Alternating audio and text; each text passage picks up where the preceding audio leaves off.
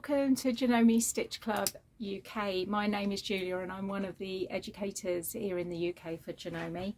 And the idea of this monthly club is to give you some ideas to use for stitches, feet, the various applications that you've got on your sewing machines, just to get you being a bit more creative and learning a bit more about your Janome sewing machines. So all things Halloween this month, I thought, because it's that time of year and I love a bit of Halloween. So last year I did Halloween as well, and I'm going to put the link down there because quite honestly the stuff that we're doing today you could sort of mix and match, because we are doing applique. I'm just reaching to show you. There is a template that you can download on Janome UK. So if you go onto their website and you go into the Janome Stitch Club part, you'll find the template.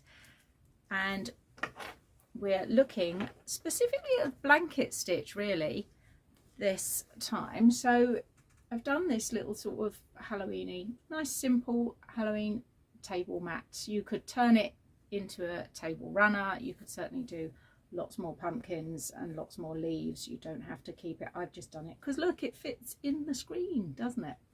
And it didn't take me forever to make either.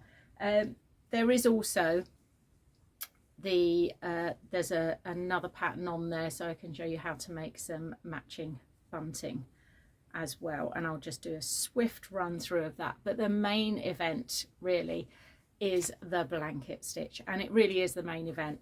I always say this, one of my very favorite stitches, modern machines. The blanket stitch is beautiful. I'm going to turn you to the machine and we're going to have a look at the blanket stitches that you've got on your machine to play with. Any questions, just pop them in the comments below. And first things first, let's find ourselves some applique stitches. On the screen that I've got on my atelier, I've got two ways of finding them. I can either just go directly into my decorative stitches, and here we go, I've got them here. The second way is by going into my applications, my little t-shirt, and if I go along again I'm going to get some here. You don't get as many, but I'm going to go back to this screen and talk about these options here. I mainly want to talk about the blanket stitch today because it's on so many machines now, and frankly this is one of my sort of ride or die stitches. If you're looking for a new machine, make sure it has a blanket stitch. It's one of the best things on these modern machines. I love the look of blanket stitch. I like the effect that it gives, a slightly more folksy look, whether, you know, and for years I've done it by hand to give that folksy look, but the blanket stitches that you get on these machines are absolutely beautiful. So what I've got here is I've done exactly the same sort of flower type of thing, but I've done it, and these are all done in various blanket stitches. Actually, it may not look like it, but just to show you the different effects that you can get with those stitches. And something like this as just a little tester to actually something really simple, a leaf and just a little flower shape. Test out some of those stitches and see which ones you like, because when you go forward looking at a project you can have a quick look at one of these and go, do you know what, I need to be doing this one. So you could actually write on the back or put a sticker on the back which stitches you've used. So you'll notice that some of them, look, this one here, it's a variegated length to the width of the stitch here is variegated. And that's quite a nice one, I always think, for going around flowers. I've used a variegated thread with it as well, and that varies it up. And the difference here, look, I've gone much closer in. I've taken that stitch length down, so I've really closed it up, and this is the effect that I get. So I get that straight edge around the edge of the petals, but I get this slightly varied effect coming in, which always looks nice. Bog standard here and here, but the difference is this one has doubled the stitch, so that's quite a thick stitch. This one here is single. So when you look at these different offerings that you've got, that's what's happening. So you'll notice that this line here you've got double stitches going on, so you're going to get that much more intense stitch and look, which I think gives you more of the hand look stitch, doesn't it? Or you go for something here where it's just that single line, so it's a lot more relaxed, shall we say. It's not quite so in your face. And then you've got these tiny little versions of that here, this one here, this one here, for example, which I've used with monofilament on here, and I'll put a link because I've done this technique in a previous video. So I've used that here, and it's just such a tiny stitch. The monofilament, because it's invisible, you don't see it going around the edge, and then you've just got that one tiny stitch coming and grabbing what's going. So you can see with this is there. I think you can see the stitching much better there, but it does give that invisible needle turn effect with your machine. So as I say, I'll put the link for this particular technique below, and we're just going to concentrate on these ones here. So the other thing you're going to notice very often when you've got a choice of these stitches to do is that you're going to get M and R next to them. And what that actually means is that it's when you change anything to do with the stitch. I always think of the blanket stitch in terms of gums and teeth. So M, for example, means the needle position is actually in the center. I'll put a little picture in the side. And then what happens is if I then want to widen that stitch, so if I go down here, if you watch what's happening here, that's why I like to do it on the screen because you can kind of see better. Can you see the actual gums are moving here? So this line here is moving out, okay?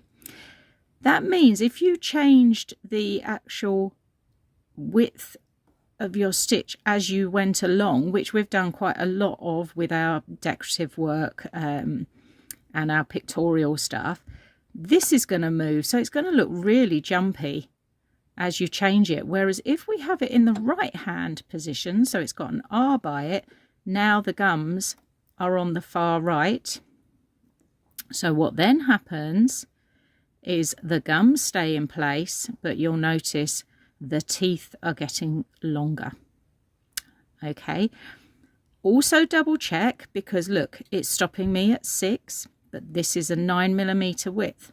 So if I go back to that stitch there, it will actually let me go all the way up to 9. So if you want your very widest stitch, then this is the one. I'm going to take that back down.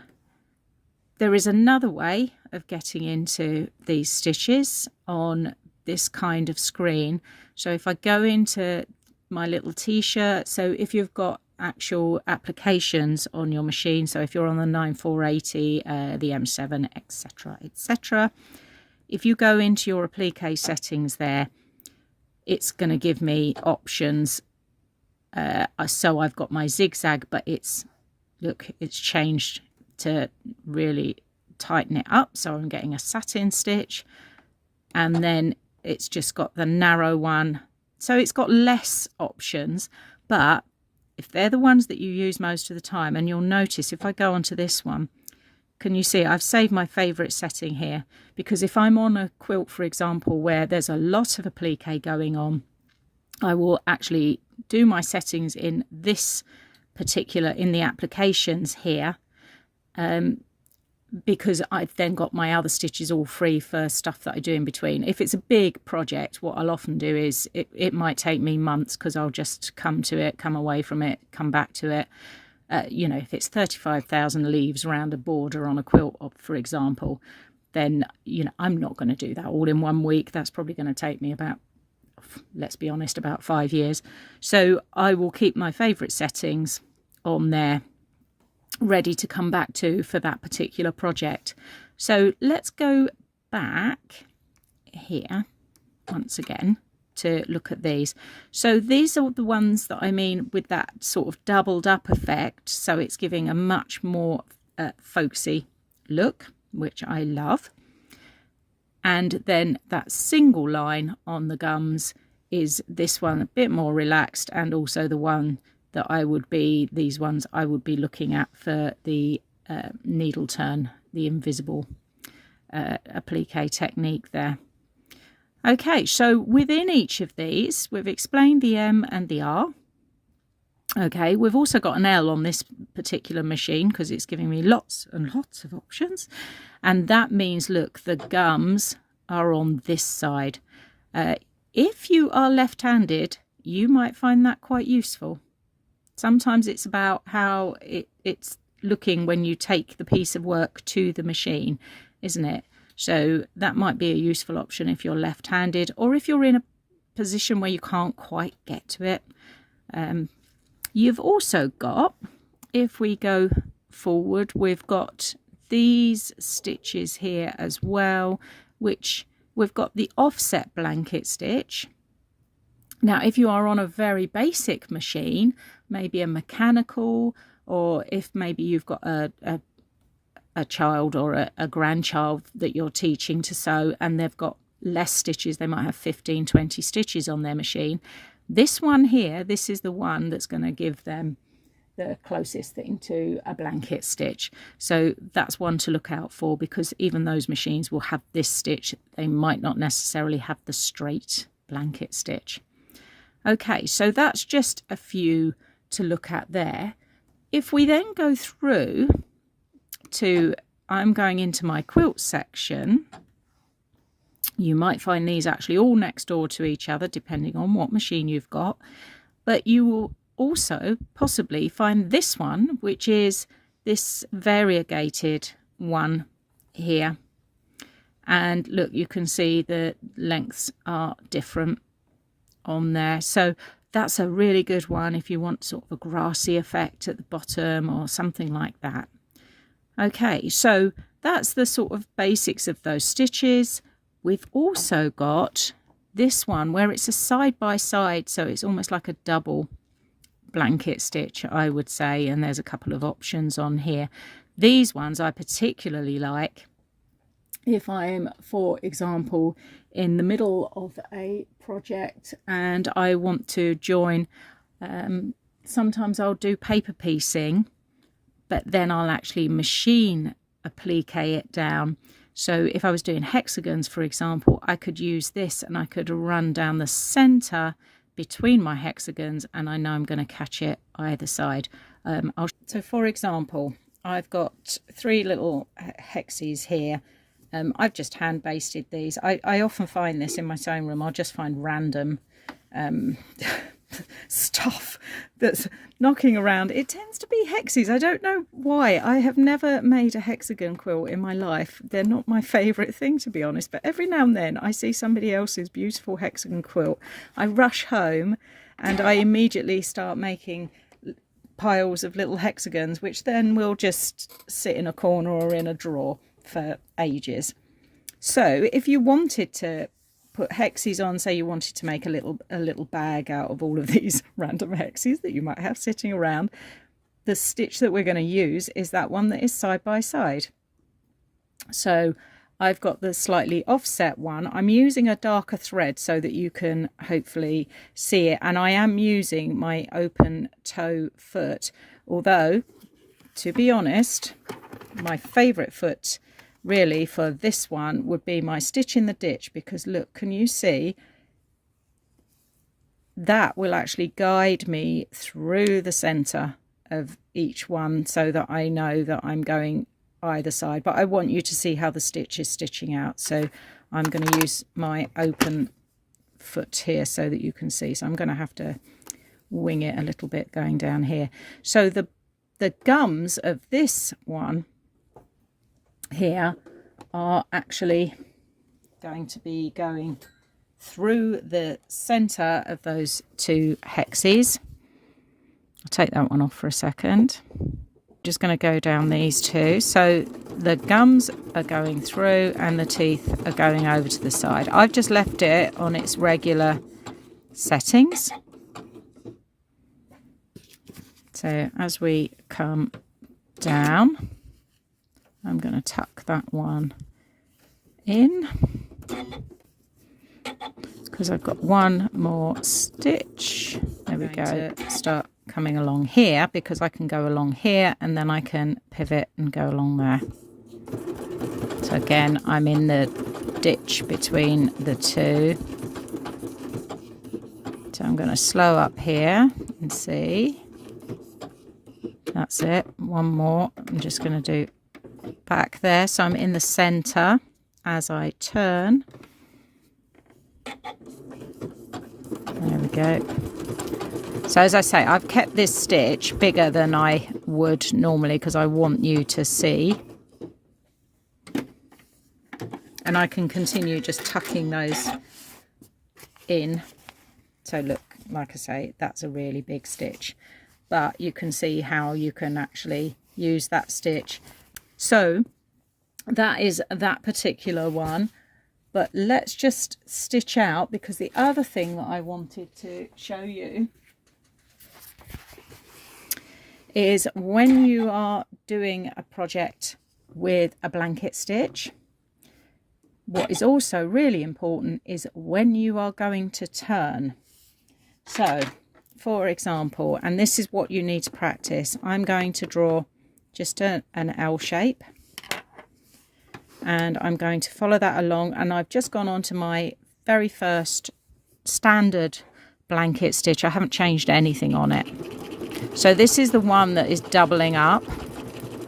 So I'm going to follow it down to the corner, and I'm going to stop about 1/4 of an inch from the corner. I'm going to slow down, and you'll notice it's like a little dance. So it goes forwards, it goes backwards, it goes forwards and over and back over, and then it's going to go forwards and backwards again. So I want to just look at where I am in terms of where to pivot. So one more stitch, there we go, and stop there, because it's then going to go over.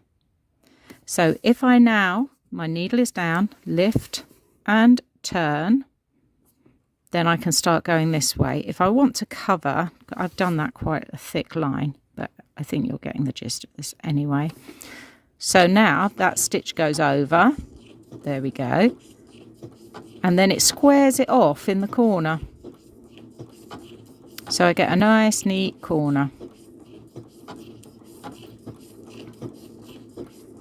So keep your speed down if you've not done this before. The thing to do is always, and I'm going to do a curve now. So if we do a curve that does that, and I'm going to follow that line round. So the gums are now here. So I'm going to do a lot of lift and turn. Luckily for me, on my atelier, I have the pivot feature, which means now every time I stop, it's going to do needle down, stop, there we go, lift and turn. And depending, this is very curvy. This is going to take me a while. Look, lots of lift and turn to keep on that line. And this is such a good thing to practice. Gives you control of your machine, of your foot pedal, of your stitch.